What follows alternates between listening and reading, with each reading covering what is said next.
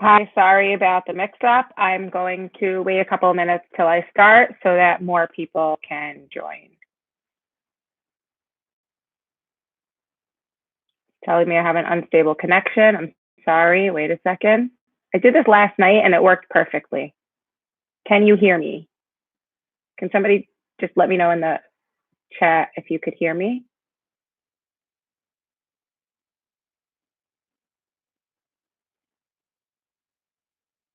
Can you hear me? Okay, perfect. 2 more minutes and I'm going to get started. We're going to do a quick review for the English Regents that is tomorrow, tips, tricks, and other things so that hopefully you are going to do well.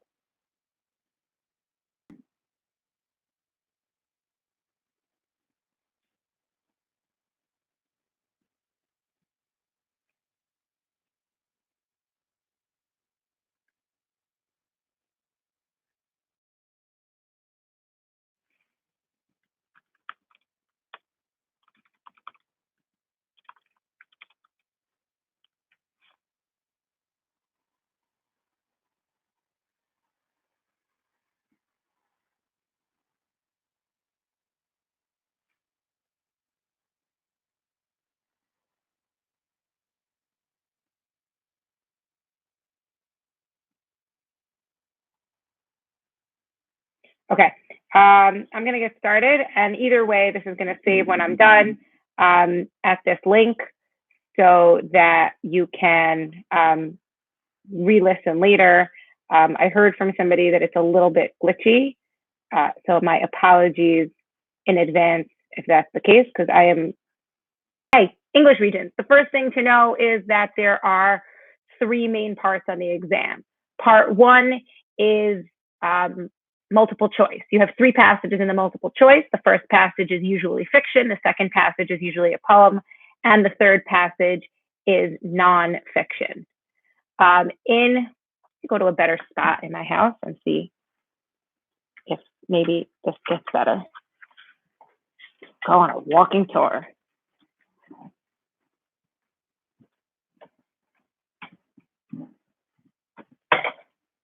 Closer now to where my router is, and it looks like this is a little bit clearer. B, can you bring me your chair? Okay, so we're going to try it this way. So part one is you have three passages. Passage A is fiction, passage B is a poem, and passage C is nonfiction. A chair, please. Passages A and C, passages A and C have either 9 or 10 questions, and passage B, the poem, has either 4 or 5. And that's kind of the way it works. So if you feel like you're not sure about poetry, that's going to be the least problematic one for you. Some teachers will tell you to read the entire passage, and I can't tell you what to do. However, if you don't read the whole passage, it could be that there are questions that deal with the passage as a whole. So I do recommend reading the whole passage. If you'd like to, you can briefly review the questions so you can mark off which lines you're going to need to look at later on. But I think you don't gain any time by not reading through the whole passage themselves. Once you finish with part one, then comes part two, which is the most significant part of the Regents, and that is the argument essay. In the argument essay, you're given a controversial question that has a yes or a no answer and 4 texts to read. In earlier versions of this Regent, it used to be that they would give you a couple of texts that were divided pretty nicely, yes or no on the issue. Lately, what I seem to find is that it's either the passages are a little bit more blended, and you need to figure out from the passages both sides of the issue. The point is, you're going to read at least 3 out of those 4 passages, and you're going to take a clear side on that issue. You're either going to side with A or you're going to side with B. I highly recommend that you go with the side that the texts seem to be leaning more towards. Now, I recommend very strongly that you outline before you begin writing.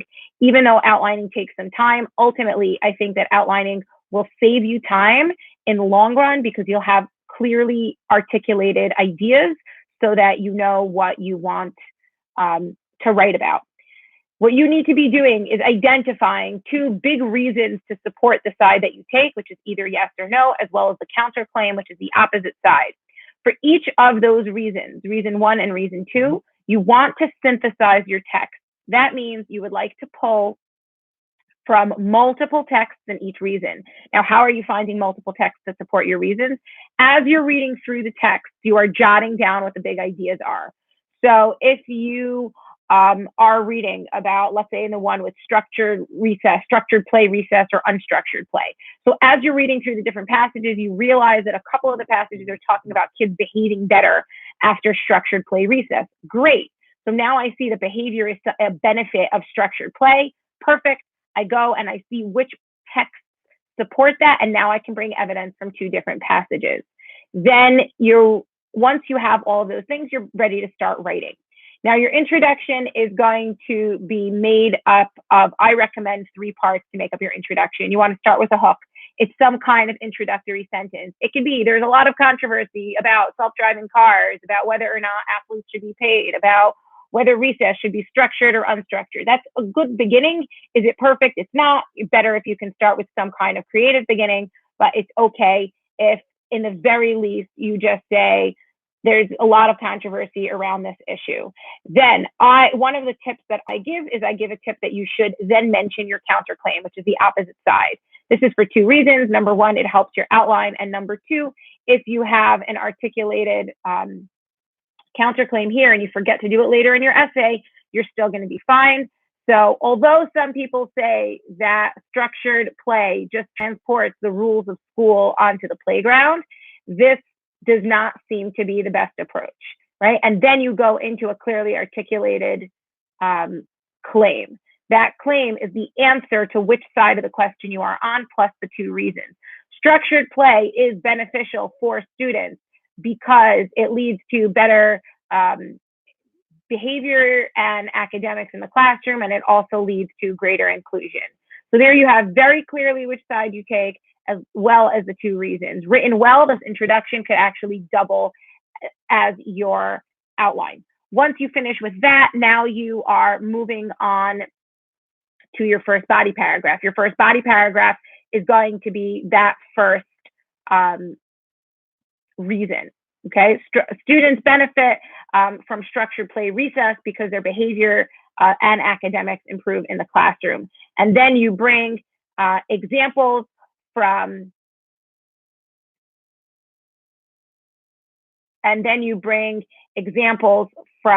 the 2 texts that you have. Worst case scenario, you just discussed one text. Then in the second body paragraph, you discuss the second. In the second body paragraph, you discuss your second reason. And again, you're bringing evidence with quotes. You're integrating your quotes. You're not just dumping them in. In any time that you bring any kind of quote or even paraphrased information, you are being sure to cite your sources with text and line numbers. Then you move into a counterclaim paragraph. In the counterclaim paragraph, you are saying what the other side is.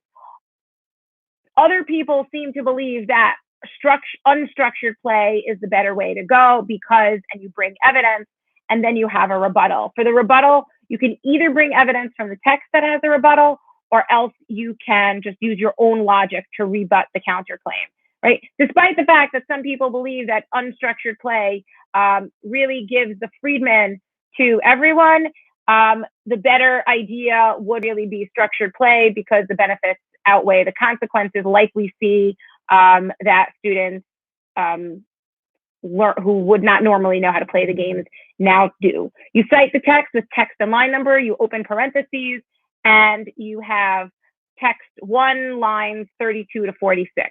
The better one would be to have multiple citations per paragraph. You also want to make sure you're explaining, you're giving context, you're talking about what the quote means and why it was brought in. But the best kinds of paragraphs bring in multiple citations, preferably from multiple texts. There's no specific amount of quotes that you need to have, but the better thing would be to have at least two quotations per body paragraph that you're writing. That's the best advice. But again, there's no hard number that it has to be. Then you're ready to come to your conclusion.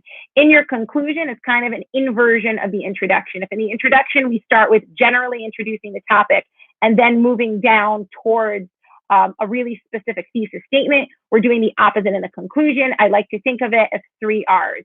You start by restating your thesis in other words. In other words, you restate your claim. It's very clear that structured play is the best way to go for recess. And then this is because it leads to better behavior in the classroom and better academic results. And it also leads to more inclusion. You want to try to mix up the wording. And then you leave with just something general for people to think about. So while we continue to think about recess, let's consider adding structured play in there to benefit all children everywhere. The counterclaim should be cited. The rebuttal is the only thing that does not necessarily need to be cited. Now, here's the really, really important thing to remember about the Part 2 essay. You must have at least 3 sources. If you cite fewer than 3 texts in Part 2, you start off with a 3 on the essay, and that can put you at risk for not passing this exam. So really be very careful to make sure that you cited at least 3 out of the 4 texts. Yes, that is the correct citation format. Text number plus line number. No, you don't need a title, just text number and line number. That's it, in parentheses. Or you can say within the sentence, this is seen in text 1, line 76. The difference between a counterclaim and a rebuttal is this. Counterclaim says what the other people say. If my claim is vanilla ice cream is the best ice cream ever, my counterclaim is some people say that chocolate is a better ice cream, but they're wrong because clearly they don't have taste buds. That's my counterclaim. My counterclaim is however. Okay, so that's my rebuttal. My counterclaim is introduced with some people say. My rebuttal is introduced with however, where I come back to my side of the argument. I'm not sure what you mean by introduction statement, so I'll come back around to a question like that at the end. Then the final part of the Regent, which is Part 3, is an analysis response. Unlike Part 2, this is not a full essay. This is a 2 to 3 paragraph response, and 2 paragraphs is perfectly enough. It does not need to be that you have all 3. So here's what you do for this one. You're going to be given a passage to read. It used to always be like a memoir. That lately they also sometimes stick in fiction passage. These passages tend to be difficult reading. They're complex readings and there's a lot of details going on. So there is a lot to keep track of. So I'm going to tell you first how to go through with kind of writing this response and structuring it. And then I will give you some tips of like, how do I write this if I have no clue what the passage is talking about? So you want to start with what you're going to be asked to do in this Part 3 response is you're going to be asked to identify a central idea, which is kind of like a theme, and you're going to be asked to show how the author uses a particular literary device or literary or rhetorical device, a writing strategy in order to develop that central idea, which basically means a theme and a device and showing the connection between the two. So you're going to read your passage, and your first question that you want to ask yourself is, what is the author trying to say here? That's your central idea.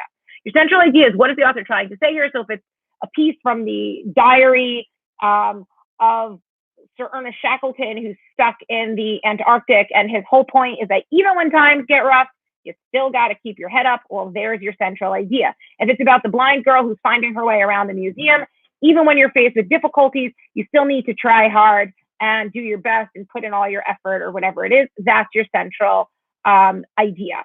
Then you move on to figuring out a primary literary device. The ones I usually recommend are figurative language, which is similes and metaphors, or using imagery. And finally, you can, if it's a first person passage, you can talk about first person point of view. Now, in what you're doing is kind of 3 things. You're identifying your central idea. You'd start off your first paragraph by saying, in the passage, you don't even have to give the title. The title and author happen to always be on the bottom.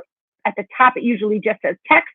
You can say, in the passage is about, right? And give a 1-sentence summary of what you think the passage is about. The central idea of this passage is, and elaborate a little bit on what that central idea. The author develops this central idea using XYZ writing strategy, using imagery, okay? In the passage, the author identifies the central idea of the idea that we need to keep trying, even in the face of difficulties, using imagery, okay? And then you bring examples. I like to say usually you can try to use one from the beginning and one from the end. When you bring an example, you don't just want to plop in an example. You want to give a little bit of context. What's going on in the passage when this example is brought up? So you're kind of talking a little bit about what your discussion is. Once you do that, then you want to make sure that you're discussing how the strategy helps to develop the central idea, not just saying, oh, here's a central idea of not giving up. And I also happen to notice imagery. Isn't that cool? You have to show how the imagery helps to develop the central idea. Imagery often to help identify the central idea because it does it by giving us a clearer picture of what's going on. First person point of view helps to develop the central idea because it helps us develop along with the author or the narrator and see what the narrator is seeing. I see that a couple of you have questions about multiple choice. I'm going to circle back to that around after I finish talking here about part 3.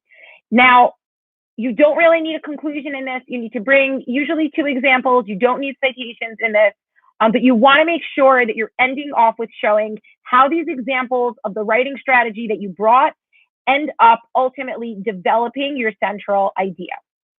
Now, what happens if you didn't understand the passage? Okay, you read the whole thing and you're like, I don't even have a clue. I have no idea what this thing is talking about. Here's what you only need one. That's actually very important. You want one literary element, not 2. 2 examples of one element. And actually, I'll go back to the previous question. What about ethos, pathos, and logos? Ethos, pathos, and logos you can use. It can be a little tricky because really there's other things that are used to develop ethos, pathos, and logos. If you know how to do it well, go for it. If you think you don't know how to do it well, then just be careful because it can kind of lead you into trouble. And you should use direct quotations from the passage. It's sitting there right in front of you. Pull in 2 quotes that are examples of a literary device, but really connect to the central idea that you're bringing. So if you're saying that imagery is used to develop the central idea, that's, let's say, about the struggle to do the right thing or the struggle to keep moving on even when you're having difficulties, find details like imagery that shows the difficulties, or find a first person piece, like a quote that has the word I that shows that the person is struggling.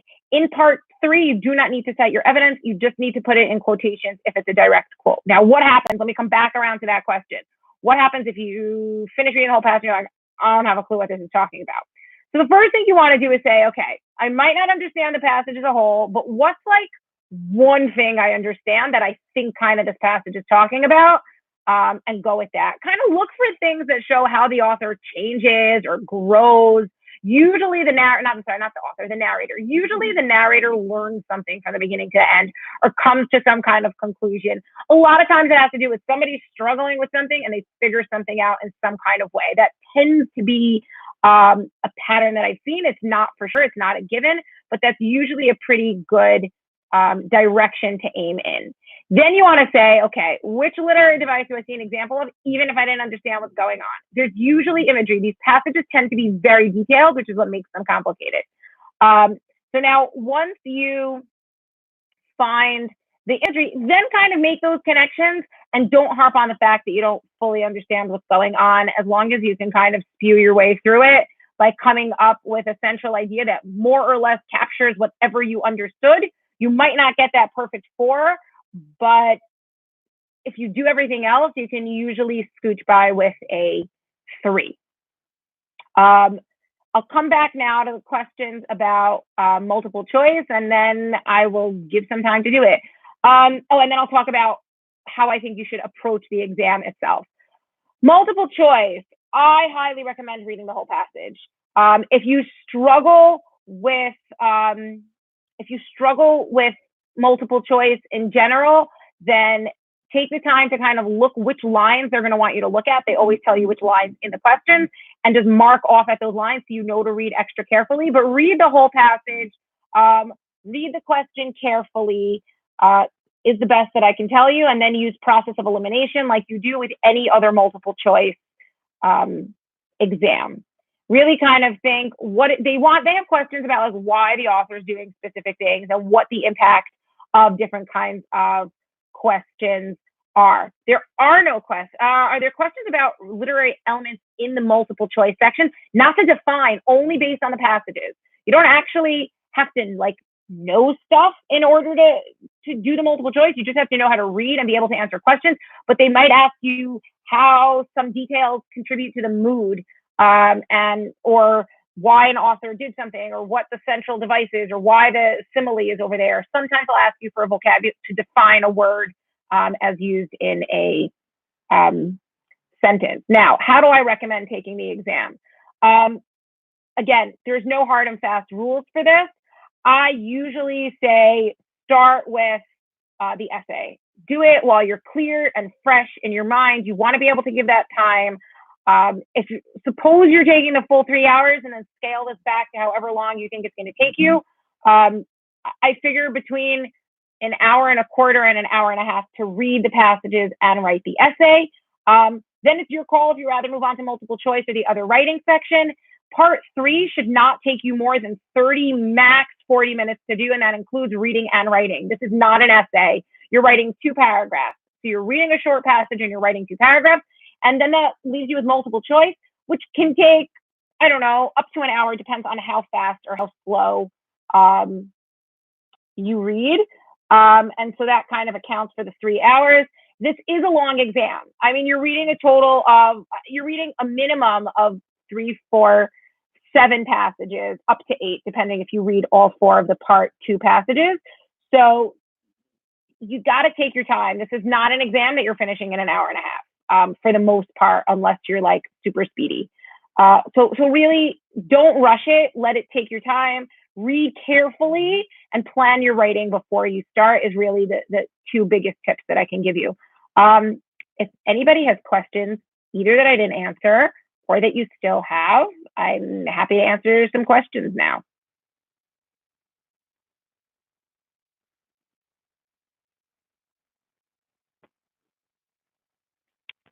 Or not, we're good. If we're good, then I wish you all a great night. If you're my students, I will see you tomorrow. Good luck. And I see a question. What the Regents looking for most in the argument essay? They are looking for you to have a really, really clear side on the issue. You shouldn't be saying like either one is good. Like I'm cool with either structured play or unstructured play. I'm not quite sure if athletes should be played. Student athletes should be paid. Take a really clear stand. So you're kind of answering the question. They phrase it as a question. Should student athletes be paid? Yes or no? Student athletes should be paid. Student athletes shouldn't be paid. Like really be clear about that. Structured play is that, right? So be clear about that and make sure you're bringing enough evidence. They're looking for evidence and they're looking for you kind of to get past the surface. So the more thoughtful you can get in your answer and the more thorough you can get, the better off you're going to end up. The rebuttal paragraph is part of the counterclaim. You should have a quote for your counterclaim, one quote that shows where there's evidence of your counterclaim in the text. The rebuttal itself, which is like the answer to the counterclaim, which is going back to your side, can either have quotes or it can just be based on your own logic. No, the text analysis is not an essay. It's a response. It's 2 to 3 paragraphs, and 2 is really sufficient. I have no idea what the topics are for the essay. It usually chooses a controversial issue. Some of them have been interesting, like celebrities being the voice of humanitarian causes or student athletes. I was even cool with recess, sugar, self-driving cars. And then there's ones about like shark netting and algae that I don't care anything about. But hopefully we get an interesting one tomorrow.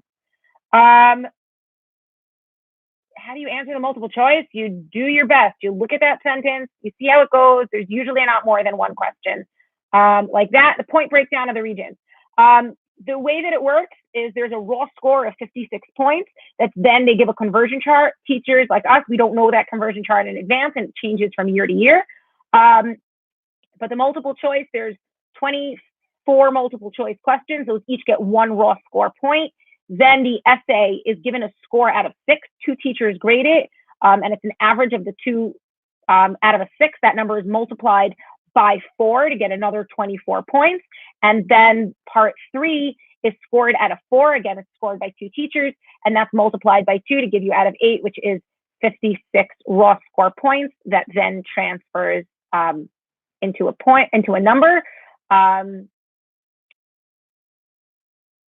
You probably do not need to write an essay as sophisticated as AP Lit. It's interesting. We sometimes find that the AP Lit students who we think would do best, because like they're smart and they knew AP Lit and they're awesome, overthink things. So don't overthink. Look what the question's asking you and then answer what they ask you. Your argument essay, I usually recommend 5 paragraphs: introduction, reason 1 for your side, reason 2 for your side, counterclaim and rebuttal, and then conclusion. I already covered my best strategies that I have on multiple choice, which isn't so many. So when I finish here and it saves, you're welcome to go look back. Which section do students lose the most points? That's really a toss-up. Multiple choice, most students are not getting a perfect score. 20 is like a good number to aim for. That's usually between 18 and 20, you're really pretty safe. Some students do get lower than that. And just keep in mind with the essay, every 1 point off on the essay out of 6 multiplies by 4. So that's a pretty significant drop. Any other questions?